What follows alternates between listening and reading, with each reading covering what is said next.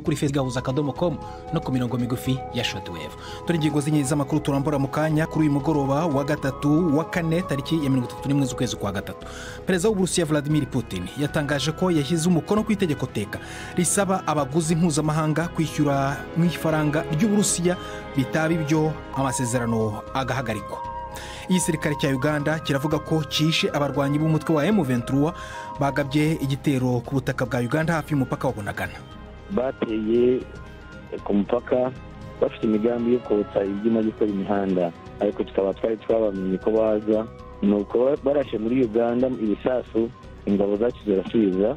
Ibyakurikiye nuko twafashe 14 abandi bakava mu rugamba.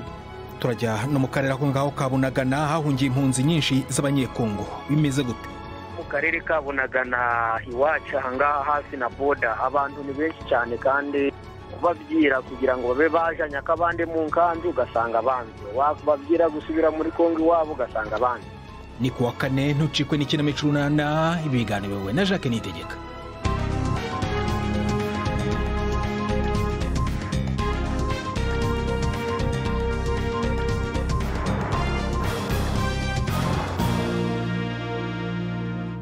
Ikaze ku makuru arambuye duhera ku y'Uburusiya. Mu ijambo ryanyuze kuri televiziyo y'igihugu, Perezida w'Uburusiya Vladimir Putin yatangaje ko yashyize umukono ku itegeko teka rigenga urwego rwohereza umwuka wa gazi mu mahanga. Bwana Putin yavuze ko kuva ejo kuwa gatanu abanyamahanga bagura gazi bagomba kwishyura mu mafaranga y'Uburusiya. Yavuze ko amasezerano azahagarara niba ubwishyu budakozwe mu mafaranga y'amaruble cyangwa amarubles muri konti ziri muri banki z'Uburusiya. Ubudage n'Ubufaransa byamaganye ibisabwa n'Uburusiya bivuga ko bisa n'igikangisho. Inkuru ya Jenny Hill muragezwaho na Jacques Nitegeka. Leta z'ibihugu byo mu burengerazuba bw'isi bizaba ngombwa ko zifungura konti muri banki ya Gazprom maze zishyireho amayero n'amadolari. Iyi banki nayo izakoresha aya mafaranga mu kugura amafaranga y'amaruble ku isoko ry'imigabane azakoreshwa mu kwishyura. Bwana Putin humvaga afite imvugo yo guhangana, yabwiye Abarusiya ko ibihugu byo mu burengerazuba bw'isi bimaze imyaka myinshi byarashoye intambara yo mu rwego rw'ubukungu ku gihugu cye muri gahunda yo kubangamira iterambere ryacyo. Ariko yongeyeho ko ibihano by'ibihugu byo mu burengerazuba bw'isi ari ikiguzi Uburusiya bwiteguye kwishyura kugira ngo burengere ubwigenge no kwishyira ukwizana byabwo. Komisiyo y'Uburayi yavuze ko yateye ibiro by'ibigo byinshi mu Budage biri mu bucuruzi bw'umwuka wa gazi. Yavuze ko ubugenzuzi bw'abakora iperereza mu muryango w'ibihugu by'Uburayi EU bwakozwe muri iki cyumweru kubera gukeka ko ibyo bigo bishobora kuba byarazamuye ibiciro bya gazi ku buryo bunyuranye n'amategeko. Iyi komisiyo ntiyavuze amazina y'ibi bigo byakozweho iperereza, ariko rero amakuru menshi aravuga ko ibiro by'ikigo cya Gazprom ari iby'ingenzi byibasiwe. Iki kigo cyashinjwe guteza ikibazo cy'ibura ry'umwuka wa gazi mu bihugu by'umuryango w'Uburayi. Hagati aho ibiro bya Perezida wa Leta Zunze Ubumwe za Amerika White House biravuga ko Perezida Biden ari butangaze irekurwa rya peteroli y'ingano itarigera ibaho mu bigega bya Amerika mu rwego rwo kugabanya ibiciro by'ibiva kuri peteroli bimaze igihe bitumbagira kuva Uburusiya bwatera Ukraine. Itangazo ryavuze ko Amerika iri bwohereze ku masoko utugunguru miliyoni ku munsi tuvuye mu bigega by'ubwizigame mu gihe cy'amezi 6 ari imbere. Igiciro kibiva kuri peteroli cyatangiye kugwa kare nyuma y'amakuru ko Leta Zunze Ubumwe za Amerika yiteguraga gutangaza ko tugunguru ko turekurwa tuvuye mu bigega byayo by'ubwizigame. BBC gahuza miryango Igoma ni kuri FM 93.8. Tukiri ku makuru ajyanye n'Uburusiya, umuyobozi w'umuryango wa OTAN cyangwa NATO mu cyongereza aravuga ko ubutasi bw'ibihugu by'Uburayi bwemeza ko Uburusiya butari gukurikiza amasezerano bwagize yo kugabanya ibikorwa bya gisirikare hafi ya Kyiv mu murwa mukuru wa Ukraine no mu majyaruguru y'igihugu. Jens Stoltenberg yavuze ko ingabo z'Uburusiya zitari kuzibukira ahubwo ko ziri kugabwa ahandi hantu mu mugambi wo kugerageza kwisuganya no kubona izindi ntwaro mu kugaba ibitero ibitero i Donbass mu burasirazuba bw'igihugu. Muri icyo gihe kandi Bwana Stoltenberg yavuze ko igisirikare cy'Uburusiya gikomeje igitutu ku murwa mukuru Kyiv n'iyindi mijyi. Yavuze ko Moscow yamye ibeshya ku buryo bwayo bw'icyo igamije. Umuryango mpuzamahanga utabara imbabare Croix Rouge uravuga ko witeguye kuyobora ibikorwa byo gutabara abasivili bagotewe mu mujyi wa Mariupol mu majyepfo y'igihugu muri Ukraine. Ibi ariko bizakorwa ari uko impande zose zemeye amabwiriza arimo umuhanda uzakoreshwa, isaha ibikorwa bizatangirira n'igihe bizamara. Umuvugizi wa Croix Rouge yavuze ko kubera impamvu z'umutekano n'ibikoresho ibi bikorwa bizakorwa ejo kuwa gatanu. Croix Rouge iri kohereza amabisi i Mariupol arimo ibikenewe by'ingenzi ku bantu babarirwa mu bihumbi byinshi bagabweho ibitero bakagoterwa muri uyu mujyi. Hari n'icyizere ko ibi bikorwa byashoborwaga gutangira uyu munsi ariko ntibibe nyuma y'uko guverinoma ya Ukraine ivugiye ko ibwohereza amabisi 45. Izindi nzira ebyiri zatangajwe uyu munsi, imwe izaca i Metropole ihigaruriwe n'Uburusiya mu burengerazuba bwa Mariupol, indi igaca Erinogradar ahubatse ingufu z'ubumara bwa Ukraine. Iyi ni BBC Gahuza Miryango. Urumva no kuri Kisoro FM muri Uganda cyangwa kuri bbcgahuza.com, kuri Facebook live turi ku buryo bw'amashusho saa 1:24 mu Rwanda no mu Burundi. Hano i London ni saa 11:36. BBC Gahuza Miryango i Bukavu ni kuri FM 102.2. Reka dusubire ku nkuru y'imirwano twatangiye kubagezaho muri iki cyumweru hagati y'umutwe wa M23 n'ingabo za leta ya Repubulika ya Demokarasi ya Kongo yatumye abaturage babarirwa mu bihumbi bahungira muri Uganda. Impande zombi zakomeje kwitana ba mwana kuwatangije iyo mirwano yabereye i Runyoni na Canzu muri Kivu y'Epfo. Ndetse hari n'amakuru avuga ko Uganda yohereje abasirikare bayo gufasha ingabo za Kongo mu kurwanya inyeshyamba za M23. Ariko rero mu kanya navuganye n'umuvugizi w'igisirikare cya Uganda ni Brigadier General Felix Kuraige, yahakanye ayo makuru, ahubwo ambwira ko ngo ari abarwanyi ba M23 bateye Uganda ku buryo hari n'abafashwe mpiri abandi bakicwa. Bateye ku mupaka bafite imigambi yo kotsa ibyuma gikora imihanda, ariko tukaba twabamenye ko baza, nuko barashe muri Uganda ibisasu, ingabo zacu zirasubiza. Ibyakurikiyeho nuko twafashe 14 abandi bakagwa mu rugamba bakafata n'imbunda zabo, hanyuma natwe umusirikare umwe yapfiriyeho, undi yaje kugwa mu bitaro kubera ko ibikomere yari yabonye. Aho ni kuhe mupaka? Umupaka wa Bunagana. Abarwanyi ba M23 bateye muri Uganda kubera iki? Ko ubundi tuzi ko barimo barwana n'ingabo za Kongo. Iki kibazo wakibabaza na gisibisi. Impamvu mbaza no kugira ngo mwebwe mwamenye gute ko bateye muri Uganda? None si ko mufite abantu ku mupaka mwasuzumye mukareba.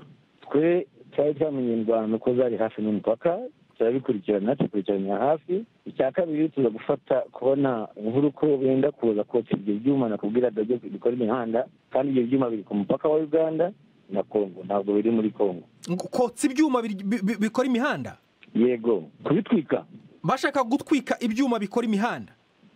Yego. Ishe 7 dufata 14 inda zabo. Ko muri Kongo hari imitwe myinshi cyane y'inyeshyamba, mwabwiwe n'iki ko abo mwafashe cyangwa se abateye ari abarwanyi ba M23? General Kuraige, nasifasha abantu babazi iyo baturuka. Abababwira rero ko baturuka muri M23? Yego. None abafashwa abo ngabo mwavugaga mwafatiye ku rugamba ubu bari hehe? Cyabafite. Nyine mu bafite hehe? Mu kigo cya gisirikare, muri gereza ya gisirikare, bari hehe? Mu kigo cya gisirikare. Ikihe? Uragira ngo uze kubakura wese? Ndakubwiye ushatse wabaza n'abantu munye township ya Bunagana bakubwiye ko byagenze, n'ibisasu byarashwe muri Uganda bikangiriza amazu, bakugurika nayo mazu yangiritse. Hari amakuru ava mu baturage baho ngaho ku mupaka Bunagana banavuga ko ariko ko hari ingabo babonye ngo za Uganda ziri muri Kongo. Ibyo nibyo? Bibaze ko bikora oya ntabirishyo. Hakana mwivuye inyuma ko nta ngabo za Uganda ziri muri Kongo. Eri kujya kwenda yiki? Nta mugambi dufite yo umugambi wacu wo kurinda umupaka, twawurinze utewe kirwanaho byavuyemo n'ibyo. Biravugwa ko ngo murimo gufasha ingabo za Kongo kurwanya M23. Ibyo ntabwo ari byo? Abayobozi bacu baragera kuri iyo mishyikirano muri ako karere. Ibyo rero twashatse no kumenya uko byifashe mu karere ka Bunagana muri Uganda mu mujyi wakiriye impunzi nyinshi z'abanyekongo, maze mvugana n'umuyobozi w'uwo mujyi ni Sumari Ndayambaje. ubu ngubu umutekano kuva mu gitondo nta masasu yigeze yumvikana ahangaha. Inama zahozeho zose zigeze aho zikuramo fatuwa, abantu bari benshi cyane ahangaha, bamwe batangiye kubabwira yuko basubira iwabo muri Kongo, nangwa uri kumva yuko afite umutekano mukeya ajanya kane. Abantu nubwo bakiri benshi ahangaha mu muhanda muri Kongo, duhamya yuko ari amahoro ubu ngubu. Mbere tatari twumvayo isasu na rimwe gutwa kuva mu gitondo. Nta n'iminsi 3 irashira abantu bahunze, none mwatangiye kubabwira ngo basubire iwabo kandi twumva ko imirwano igikomeje. Ngaha mu karere ka Bunagana iwacu ahangaha hasi na boda, abantu ni benshi cyane kandi kubabwira kugira ngo babe bajanya kabande mu nkambi ugasanga banze, wakubabwira gusubira muri Kongo iwabo ugasanga banze. Ariko ku ruhande rwa Kongo aho mvugira ahangaha tekano biwabo bagerageje kutangira kuza kudufasha kubwira aba bakongoma ngo basubire iwabo kuko umutekano bari kuduhamiriza kuhari. None abaturage muri bomba nkakira ubu ngubu bari hehe, babayeho gute? HCR kugerageza kubafasha abashaka kugira ngo baje Nyakabande mu transit camp bari kugenda, abari gushobora bari gusubira bagakuraho ibyo kurya. Uzi ahangaha na Kongo ni hafi ni kilometero 2 no kugenda bagakuraho ibyo kurya bakarya. Gusa twebwe icyo turi kubafashamo ni ukubakira, kubacungira umutekano. Mubakirira hehe? Ahangaha iyo tubakiriye ubusanzwe wumvise ko n'amashuri gegereye boda nka Bunagana primary school gakinzwe, dufite agatare hano muri Bunagana town council, tukagira munsi yaho hari ikibaya kiriho nabyo ntari kinini cyane, ntabwo kibakwiye. Niyo mpamvu kuba umwanya ari mukeya, kandi iyo twakiriye abantu benshi nk'aba ngaba tugira impungenge nyinshi. Niyo mpamvu twitabaza UNHCR cyangwa se HCR kugira ngo ibe yabajana mu transit camp aho dufite umwanya munini. Nkambi z'agateganyo. Mu nkambi z'agateganyo wakoze cyane. Izo nkambi z'agateganyo ziri he? Aho Bunagana ntabwo dukunze kuzita inkambi iriho y'agateganyo ni Nyakabande, iyo twise transit camp. Iyo babakirira bose, iyo bamaze gushikaho niho babona ubuhereza abo bakwiye. Anariyo mpamvu nonaha turi kubabwira ngo kugira tugabanye umubare w'abantu rahangaha, bamwe bagiye mu giturage nyine ko bafitemo n'abavandimwe, ariko abarahangaha bakiri ku maveranda y'abaturage, ku mazu y'abaturage, twakifuje yuko babaje Nyakabande kugira ngo babonereho ubuhereza cyangwa se ubufasha bukwiye. Mubu maze kwakira impunzi zingana iki? Koresheje amaso wakabonye ari abantu bagera mu mutwaro gumwe n'ibihumbi 50 aho ngaho. Sumari Ndayambaje, umuyobozi w'akarere ka Bunagana. Urukiko rw'ikirenga muri Kenya rwaburijemo impinduka z'itegeko nshinga zifuzwaga na Perezida Uhuru Kenyatta mbere y'amatora y'umukuru w'igihugu ateganyijwe mu mwaka utaha wa 2023. Urukiko rwemeje umwanzuro w'urundi rukiko rwavuze ko impinduka z'itegeko nshinga zidashobora gusabwa na Perezida ubwe, rutesha agaciro ubujurire bwa guverinoma yari yanze umwanzuro w'urwo rukiko rwa mbere. Abamagana izi mpinduka barimo na Vice Perezida William Ruto ubwe bavuze ko izi mpinduka zari igerageza ryo kugundira ubutegetsi. Zimwe mu mpinduka z'ingenzi bwana Kenyatta yifuzaga ni nko gushyiraho umwanya mushya wa minisitiri w'intebe. Hari hamaze iminsi havugwa amakuru ko Kenyatta ashobora gufata uyu mwanya igihe Raila Odinga bahoze bahanganye, ariko bacuditse yatsinda ayo matora yo mu mwaka utaha. Bwana Ruto aziyamamaza mu matora ya perezida mu mwaka utaha ateganyijwe mu kwezi kwa 8, ahanganye n'umuyobozi w'ishyaka ritavuga rumwe n'ubutegetsi Raila Odinga ushyigikiwe na perezida uri ku butegetsi Kenyatta. Iyi ni BBC Gahuza Miryango, urayumva kandi unyuze no ku rubuga rwa internet ni bbcgahuza.com cyangwa se kuri Facebook live mu buryo bw'amashusho. Umva n'ubundi buryo ushobora kumva ibiganiro bya BBC Gahuza Miryango.